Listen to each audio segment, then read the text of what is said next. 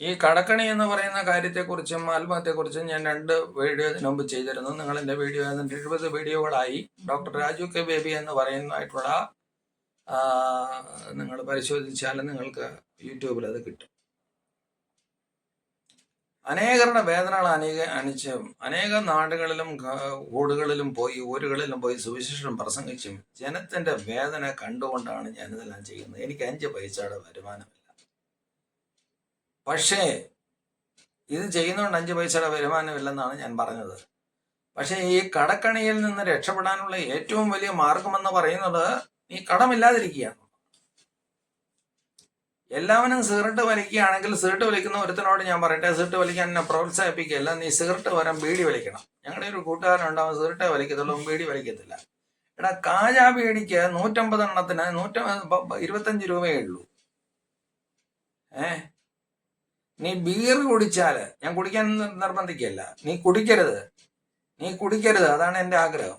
പക്ഷെ നീ ബീർ കുടിച്ചാൽ സർക്കാർ ഉദ്യോഗസ്ഥന് അത് ലാഭം, നീ ബ്രാൻഡി കുടിച്ചാൽ സർക്കാർ ഉദ്യോഗസ്ഥന് ലാഭം. പക്ഷെ ബീറോ റമ്മോ ആണെങ്കിൽ നിനക്ക് വില കുറഞ്ഞു കിട്ടും. നമ്മുടെ ആർഭാടങ്ങളെല്ലാം ഉപേക്ഷിക്കണം. നമ്മുടെ അയലക്കത്തെ കൊച്ചിന് 350-550 രൂപയുടെ ഷർട്ടുണ്ട് അല്ലെങ്കിൽ പാൻസ് ഉണ്ടെന്ന് പറഞ്ഞു കഴിഞ്ഞ് നീ അതിനെ കൊണ്ട് പോയി കഴിഞ്ഞാൽ നിനക്ക് അവസാനമാകും. ഇപ്പോഴത്തെ അനേക ആൾക്കാർക്ക് കാറുണ്ട്. 1 രൂപ കൊടുത്താൽ കാറ് വീട്ടിൽ വരും. പക്ഷേ നിന്നെ അടയ്ക്കുന്ന അടപ്പുണ്ടല്ലോ, എന്തോ അടപ്പ്, നിന്റെ അടപ്പല്ല. എന്തോ അടപ്പ്? നീ അടയ്ക്കുന്ന അടപ്പല്ല, നിന്റെ മന്ത്ലി പേയ്മെന്റ് ഒക്കെ 8000 രൂപ 900 രൂപ നീ എവിടെ നിന്ന് ഉണ്ടാക്കും? അതിൻ്റെ ഒരു അസുഖം വന്നു, നീ എവിടെ കൊണ്ടുപോകും? അതുകൊണ്ട് കടക്കണി ആവരുത്. ആവശ്യമില്ലാത്ത ലക്ഷൂറിയസ് ജീവിതം അവസാനിപ്പിക്കണം. നിന്റെ ഓഹരി യഥാർത്ഥത്തിൽ എന്താണെന്നുള്ളത് വിൽപ്പത്രം നിന്റെ അപ്പൻ്റെ കയ്യിൽ നിന്ന് വാങ്ങിക്കണം. അപ്പനെ നോക്കരുതെന്ന് ഞാൻ പറഞ്ഞില്ല. ഈ കടക്കണിയിൽ നിന്ന് രക്ഷപ്പെടാനുള്ള ഏറ്റവും നല്ല മാർഗം എന്ന് പറയുന്നത് ജീവിതത്തിന്റെ വരുമാനത്തിൽ കവിഞ്ഞ് നീ ചെലവാക്കരുത് എന്നാണ് എൻ്റെ കൂടെയുള്ള സഹോദരിയും പറയുന്നത്. അവരൊരു പാപ്പട കുടുംബത്തിൽ നിന്ന് വന്നാണ്. BA ഇംഗ്ലീഷ് ഹിസ്റ്ററി ലിറ്ററേച്ചറൊക്കെ എടുത്ത് പാസ്സായ ആളാണ്. ഈ കാര്യങ്ങളെക്കുറിച്ച് ആ സമയത്തും അല്പസമയത്ത് കണക്കുകളൊക്കെ ചെയ്ത് ഏതോ പാൽ സൊസൈറ്റിയിൽ കണക്കുകളൊക്കെ ചെയ്ത് അവരും പൈസ ഉണ്ടാക്കിയാണ്.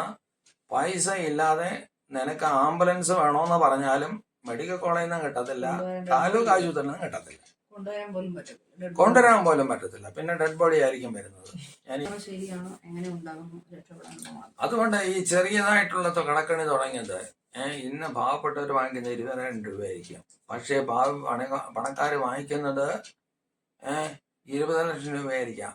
നിനക്ക് 20 ലക്ഷം രൂപയുടെ ഓടിയില്ലെങ്കിൽ 20 ലക്ഷം രൂപയിൽ 10 ലക്ഷം രൂപ നിനക്ക് മാസ വരുമാനമില്ലെങ്കിൽ നിന്റെ ഫാക്ടറി പൂട്ടേണ്ടി വരും. അതുകൊണ്ട് ആത്മാർത്ഥമായിട്ട് ജോലി ചെയ്യുന്നതെന്ന് പറയുന്നത് ജനത്തോട് പറയുന്ന ഒരു വലിയ കാര്യമാണ്. ഈ കടക്കണി നിന്നെ ആത്മഹത്യയിലേക്ക് നയിക്കുന്ന നിനക്ക് മനസ്സമാധാനമില്ലാതെ നീ വെള്ളമടിച്ച് തുടങ്ങിയാൽ രാവിലെ മുതൽ വൈകിട്ടായാലും നിനക്ക് വെള്ളമടി തുടങ്ങും. പിന്നെ നിന്റെ ഭാര്യയ്ക്ക് നിനക്കൊരു ഭാരം, നിന്റെ മക്കൾക്കൊരു ഭാരം, അനേകർക്കൊരു ഭാരമാണ്. അത് ചെയ്യാതിരിക്കാൻ നീ പ്രത്യേകം ശ്രദ്ധിക്കുക. ഞാൻ കടക്കണിയിലല്ലാതിരിക്കാനായിട്ട് എനിക്കൊരു കാര്യമുണ്ട്. അത് ക്രിസ്ത്യാനികളെ മാത്രം കേട്ടാൽ മതി, അല്ല ഇനി അന്യവർക്ക് കേൾക്കണമെന്നുണ്ടെങ്കിൽ അവരും കേട്ടോട്ടെ. അതെ, പോയതിൻ്റെ കാര്യം മെയിൻലി എന്താണെന്ന് ചോദിച്ചു കഴിഞ്ഞാൽ, ഞാൻ ഔസറൻസ് ചെയ്യുന്ന 91 മുതൽ ഇന്ന് 2024 വരെ ഞാൻ യേശുവിന് ദശാംശം കൊടുക്കും. ഇന്ന് അനേകർ ചോദിക്കുന്നു, ക്രിസ്ത്യാനികളെ ചോദിക്കുന്നത് ദശാംശം എന്തിനാണ് കൊടുക്കുന്നത്? ദശാംശം കൊടുക്കുന്നത് ദൈവത്തിന്റെ ഭണ്ഡാരം നിറയാനാണ്. ഈ ദൈവത്തിന്റെ ഭണ്ഡാരത്തെ നിറയ്ക്കുന്നവനെ ദൈവം നിറയ്ക്കും. ഒരുവൻ വാരി വിതറി ദരിദ്രന്മാർക്ക് കൊടുക്കുന്നു, അവന്റെ സ്വരൂപം എല്ലാം ഭംഗിയായിട്ട് വർദ്ധിച്ചു വരുന്നു. 112 സങ്കീർത്തനം തന്നെ ചോദിക്കുക, നേരുള്ളവരുടെ തലമുറ അനുഗ്രഹിക്കപ്പെടും, ഐശ്വര്യം സമ്പത്തും അവന്റെ വീട്ടിലുണ്ടാകും. എനിക്ക് സംശയമുണ്ടെങ്കിൽ ഹിന്ദുക്കളാണെങ്കിലും നിങ്ങൾ മുസ്ലിങ്ങളാണെങ്കിലും ഇടയ്ക്ക് ബൈബിൾ വായിക്കുമ്പോൾ 112 സങ്കീർത്തനം എടുത്ത് വായിക്കണം. എങ്ങനെ ഐശ്വര്യം ഉണ്ടാകും? ദാവീദ് ധനവാനായിരുന്നു, അബ്രഹാം ധനവാനായിരുന്നു, പൗലോസ് ധനവാനായിരുന്നു, യെശയ്യാവ് യെശയ്യാവ് ഒരു പുരോഹിതന്റെ പുത്രനായിരുന്നു. അങ്ങനെ അനേകം കൊർന്നല്യോസ് ധനവാനായിരുന്നു. ഇങ്ങനെ ബൈബിൾ ക്യാരക്ടേഴ്സ് എത്ര എടുത്തു കഴിഞ്ഞാലും നിന്റെ ദശാംശം, അതാണ് എൻ്റെ വിശ്വാസം, ദശാംശം എടുത്ത് നിന്റെ ദൈവത്തിന്റെ വേലയ്ക്ക് കൊടുക്കുക. ദൈവത്തിന് നോട്ടടിക്കാൻ പ്രയാസമൊന്നുമുള്ള കാര്യമില്ല. നിന്റെ പൈസയാണ് കൊടുക്കേണ്ടത്.